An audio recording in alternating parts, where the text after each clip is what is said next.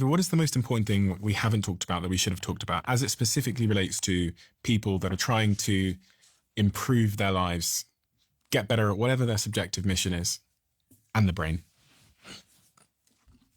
There are probably a lot of things, but I got to say, the thing that I've been thinking about so much lately is just about our political interfacing with one another. And so I do feel that really learning the skills of dialogue with our fellow humans, where we listen to what they're saying and try to better understand what their internal model is. It's not equivalent to agreeing with them, but it is saying, hey, somebody's coming from this perspective. Let me see if I can understand that. I think that matters a lot. And I also think that because we're so highly predisposed for in-groups and out-groups, it's really useful to figure out how to complexify those relationships. Meaning, how do you figure out all the things that cross-cut in the relationship so that you say, hey, you know what? I shouldn't dismiss this person as a member of my out-group right away, because actually they belong to the same group I do, and they love surfing as much as I do, and they love golden retriever dogs, and they, grew up in my hometown and whatever. Like, finding those things explicitly helps the brain to keep these circuits on that are involved in seeing another person as a person. We have all this social circuitry that is all about understanding other people, and when things get dehumanized, that actually gets dialed way down.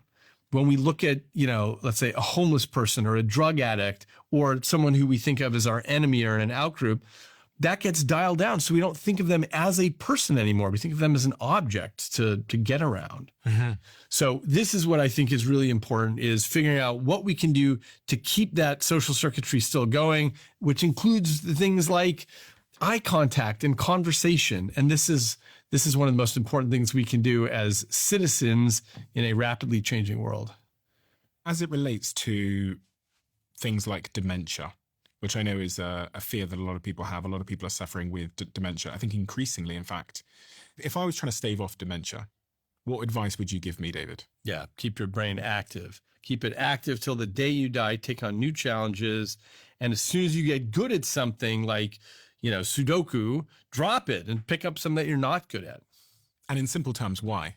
It's because you're forcing your brain to make changes. Otherwise, your brain says, okay, I got this. I got the world. I understand what's going on. There's no real particular need for me to change. And the fact is that the structure of the brain is always degenerating. And when you get something like a disease like Alzheimer's disease, it degenerates much faster. And what you want to always be doing is building new roadways and fashioning new paths that had not been walked before. So that there's more to degenerate, which gives me more left over once that degeneration begins. Yeah, I think that's a good way to look at it. Your pathways are falling apart.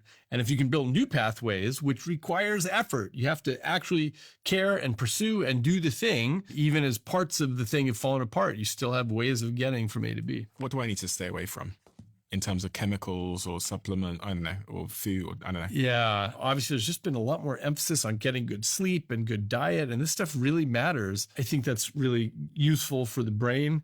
I mean, it's fascinating to watch what's happened in the latest generation in terms of alcohol consumption. I live up in Silicon Valley, and there's a lot of people who have wineries just north of me, and they're like selling half their acreage. It's absolutely fascinating to see what's happening there. I will say I have a friend who's in her 20s who said that she's in favor of bringing drinking back. Why? Because she said, we go to parties and everything's so awkward and no one knows how to talk to one another. And so they're missing something else. They're missing the dumb mistakes category that we all got to enjoy growing up. So it is a really interesting balance of how abstemious one wants to become.